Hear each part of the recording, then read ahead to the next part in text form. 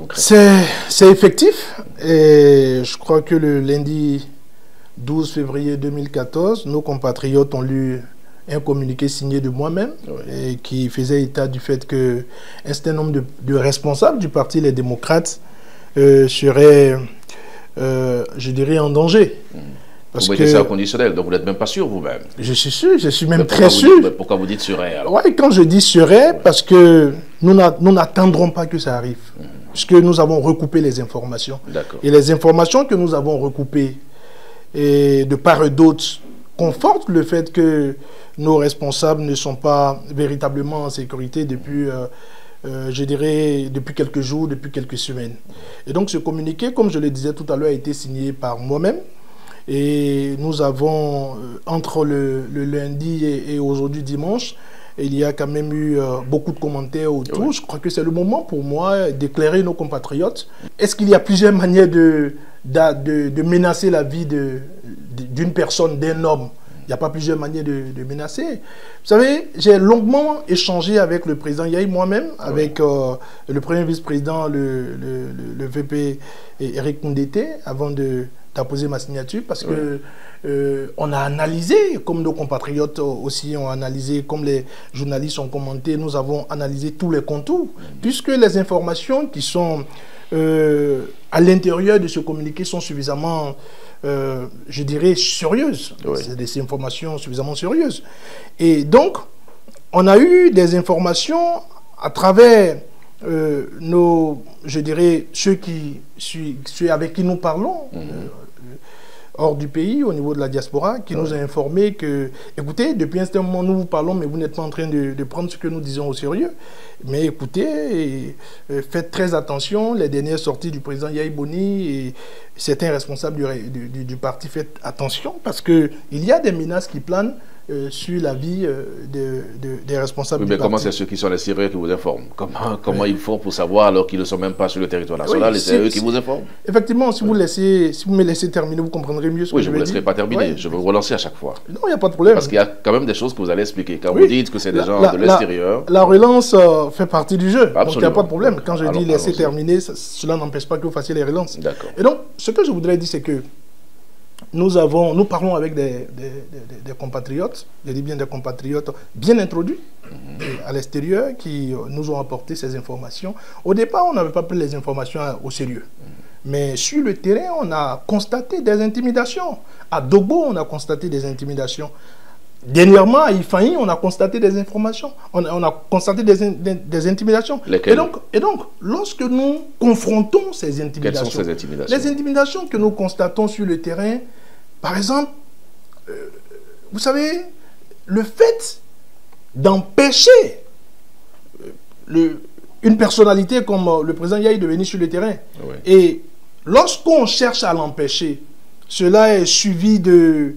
je dirais, de propos à peine voilés de la part de certaines personnes. Et donc, lorsque on entendait ces choses, à notre niveau, on se disait que non, mais ça fait partie du jeu politique. Lorsque vous êtes de l'opposition, ceux qui sont en train de diriger, ce n'est pas de gaieté de cœur qu'ils vous donnent des autorisations.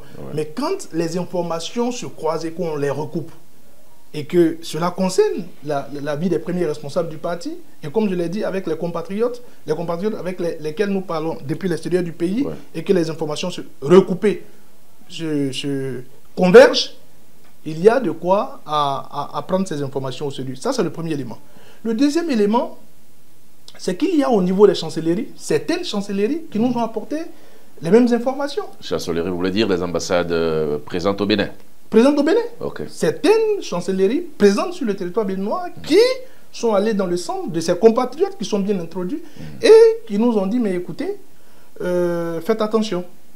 Voilà. Donc, depuis, comme je le disais, quelques semaines en arrière où on avait ces informations, on avait dit, mais écoutez, nous ne pensons pas que les gens iraient jusqu'à ces extrémités. Et après, on a dit, bon, ce qu'il y a de mieux à faire, c'est de faire un communiqué, de dire que voilà les informations que nous avons recueillies, et vous allez constater dans le communiqué qui a été diffusé, on a cité personne. Donc, pour moi, secrétaire national à la communication du Parti Les Démocrates, je suis très surpris de voir le porte-parole du gouvernement prendre la posture. Oui, quand vous dites que vous n'avez cité personne, c'est clair que quand vous dites que vous êtes menacé d'assassinat, que vous êtes un parti d'opposition, on voit clairement que vous montrez du doigt le gouvernement, pour ne pas le nommer. Non, vous voyez, nous sommes dans une république. Et nous sommes de l'opposition. Je l'ai dit, nous avons recoupé un certain nombre d'informations. Il est de notre responsabilité de ne pas banaliser les informations que nous avons recoupées. Et donc, la démarche du communiqué, c'est d'informer. Et donc, nous nous sommes dit, il faut faire un communiqué afin que si de pareilles dispositions étaient en train d'être prises en amont, que les commanditaires puissent comprendre que nous avons compris le jeu et qu'il faut laisser tomber.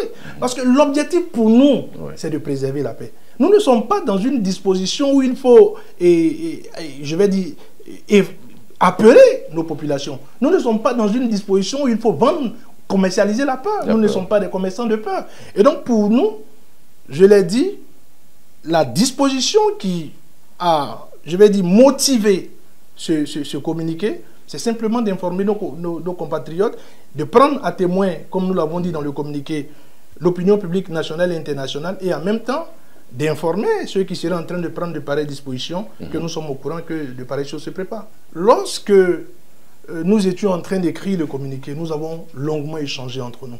Et entre autres, j'ai échangé avec le président Yahi. Moi-même, j'ai eu à poser cette question. J'ai dit, mais monsieur le président, non seulement vous êtes le président du parti, je vais dire l'un des partis les plus importants de notre pays aujourd'hui, mais nous n'oublierons pas que vous avez le statut d'ancien président de la République. Et donc, à ce titre, est-ce que vous ne pouvez pas demander qu'on renforce votre sécurité? Parce que c'est suffisamment sérieux ce que nous avons mis dans le Et qu'est-ce qu'il vous a répondu, le président Yahi? Je ne crois pas que je sois en train de vendre une confidence, mais le président Yahi m'a dit, mais écoute, j'ai entrepris les démarches pour que la sécurité puisse être renforcée autour de moi, mais il m'a été répondu que je ne pourrais pas bénéficier de ces avantages d'ancien président de la République parce qu'aujourd'hui je suis actif et je suis à la tête d'un parti politique. Et donc, lorsque le président a partagé ces informations avec moi, je me suis dit quand même que nous devons tout faire pour que non seulement ceux qui sont en charge de la gouvernance du pays aujourd'hui puissent comprendre qu'il y a eu des personnes qui ont dirigé le pays avant eux et certainement il y aura d'autres personnes qui dirigeront le pays après eux. Le plus important aujourd'hui, c'est qu'on puisse comprendre que lorsqu'un ancien président de la République, tel que le président Yahi Boni, dit que sa sécurité est menacée, il faut simplement renforcer sa sécurité. Et donc, nous ne demandons pas plus que ça, il faut renforcer sa sécurité. Donc clairement, c'est le président Yahi qui est menacé. Mais c'est dit nommément dans le communiqué, non seulement le président Yahi, certains autres responsables du parti sont... Vous savez, je vais vous dire quelque chose. Si vous avez bien lu le communiqué, vous comprendrez que dans le communiqué, nous avons parlé de la question sécuritaire, mais aussi de la question des intimidations.